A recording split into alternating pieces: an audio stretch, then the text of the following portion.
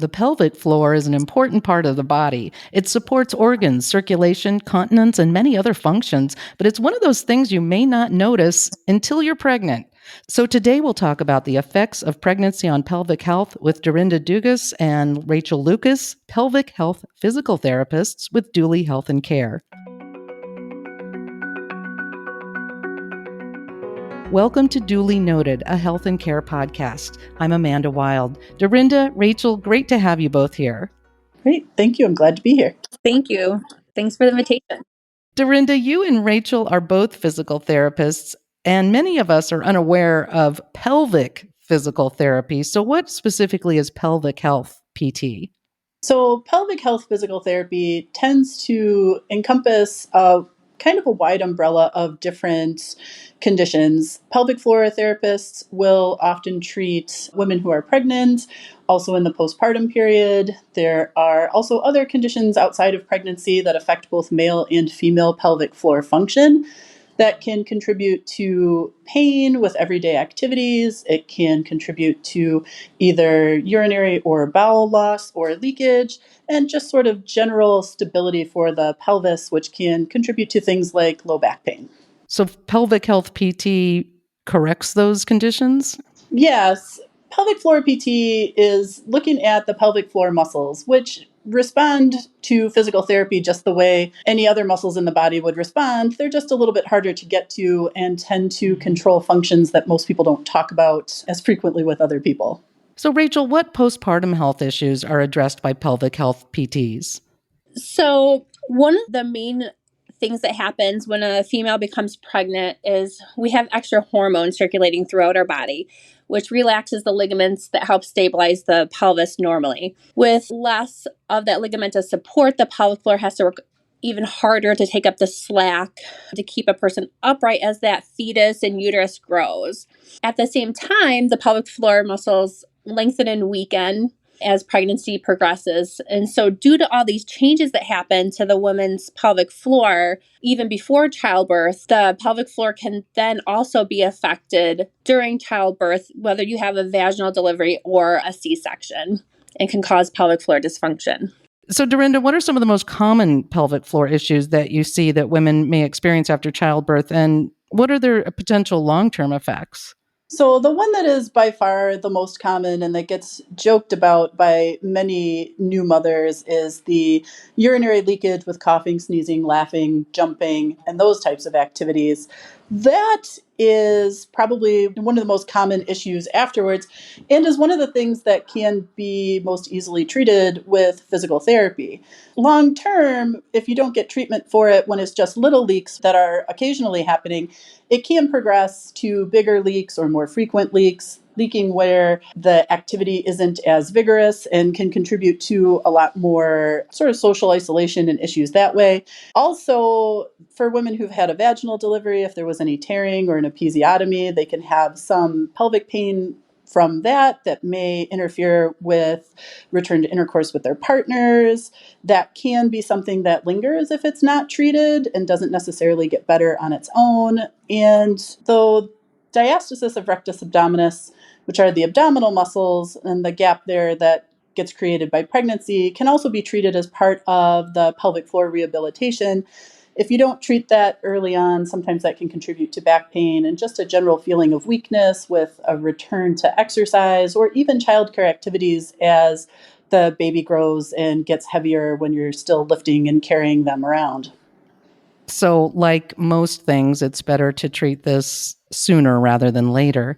Rachel, we've been talking about what goes on during pregnancy and how physical therapy might be able to help with pelvic floor stuff, but we haven't talked about the how. So how can physical therapy help women address and manage pelvic floor dysfunction post-pregnancy?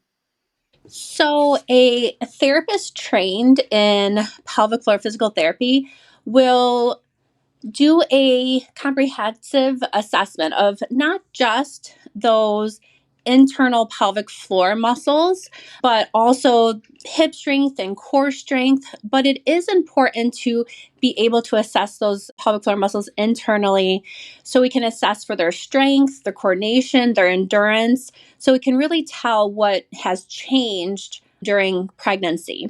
And like we touched on, the sooner you get into a pelvic floor physical therapist, the better it is because, again, if these issues are left unaddressed, they can become greater imbalances later on in life. Darinda, are there any specific at-home exercises or techniques that can help strengthen or rehabilitate pelvic floor muscles either before or after childbirth? You can do Kegels prior to pregnancy, during pregnancy, and immediately postpartum. Those are sort of the fancy name for pelvic floor exercises. It can be confusing for some women to know if they're using those muscles correctly, because when you do a pelvic floor contraction appropriately, you're not really able to see it because those muscles are underneath your pelvis. For people who don't feel confident in their ability to do them correctly, getting an evaluation by a PT at any point can be helpful. There are some general cues about how to do them, but the pelvic floor exercises are typically the best way of preparing your pelvic floor for pregnancy and to rehabilitate it postpartum. In general, physical therapists will tell you that having a regular exercise program that includes some cardio, some strength-based training, and some flexibility training is just a general good way of keeping your entire body in shape. And you can consider the Kegels or pelvic floor exercises to be a part of that whole body exercise program. So the more fit in general you are, the better support the rest of your body is giving to your pelvic floor. So that really is an important part of keeping the pelvic floor functioning properly, or at least helping it along. Along with those exercises, Rachel, that Darinda just described, are there any other lifestyle modifications we can make or habits that we can begin or end that would support optimal pelvic health during and after pregnancy? Yes, definitely. Exercise, like Darinda touched on, is a very important part of it. But a lot of items that we go over with our patients is really maintaining a healthy diet. Or if you can during pregnancy, start in a healthy diet. But a lot of times it's hard to start it then. But by minimizing the amount of weight that you gain outside that healthy range, this helps to minimize the stress on the pelvic floor. Also, touching on diet, eating a diet that's high in fiber is important because this helps to keep our body and our bowel schedule more regular and avoid constipation, which constipation can also increase stress on the pelvic floor. Drinking plenty of water to help with overall health, but also to, again, maintain good bladder and bowel health.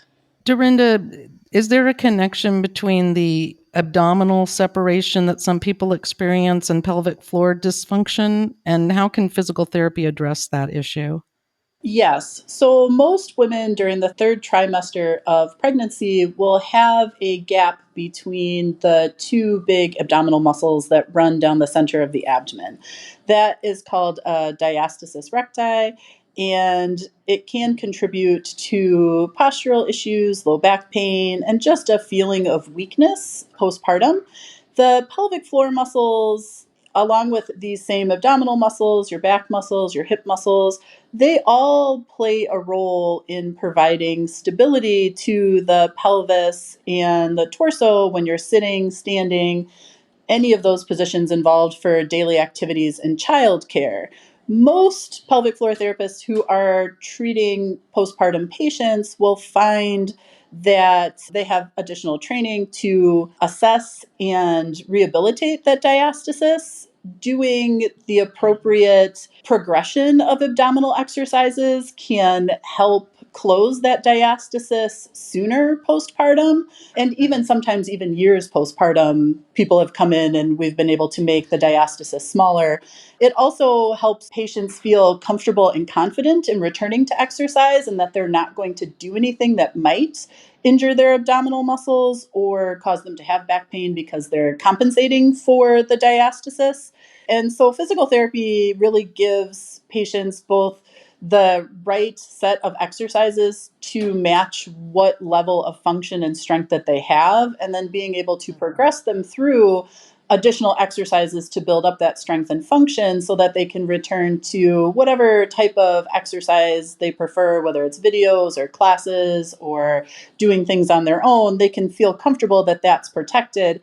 We'll also typically cover other things that may contribute to having a diastasis get worse.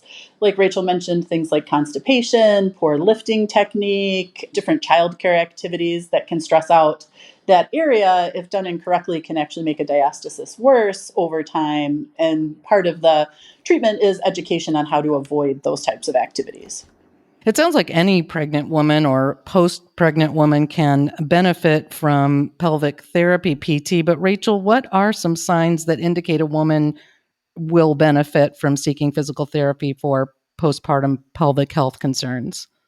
There definitely is a plethora of symptoms and signs that can happen due to the trauma of carrying a baby for 9 months and childbirth, whether through C-section or vaginally. But some of those signs and symptoms can include pelvic heaviness, tailbone pain, pelvic pain, pain with intercourse, urinary urgency and frequency, the famous leaking urine when you're coughing, sneezing, jumping, laughing, feeling like they have some bulging or doming in their stomach when they're moving. They could have bowel issues, including constipation, fecal incontinence, pain just at the incision, such as at the C-section incision, or if they had vaginal childbirth at the perineal scar, or just difficulty standing or sitting. So, if a woman just doesn't feel right after they gave birth, they just feel like they're weak and they don't feel right, like we've kind of touched on throughout our talk, is just seeking that help sooner, being their own advocate, even if their doctor doesn't really recognize that they may need physical therapy at this point, just to get that optimal outcome and improve quality of life. That's a great point. Thank you, Rachel. And Darinda, thank you. This is crucial information on how physical therapy can help and correct pelvic floor issues after the strain of pregnancy. And I'm sure a lot of us will benefit from it. Thanks again. You're welcome. Thank you. Thank you. That was Darinda Dugas and Rachel Lucas, pelvic health physical therapists with Duly Health and Care. For more information, visit dulyhealthandcare.com. If you found this podcast helpful, please share it on your social channels and check out the full podcast library for other topics of interest to you. Thanks for listening to Duly Noted, a health and care podcast.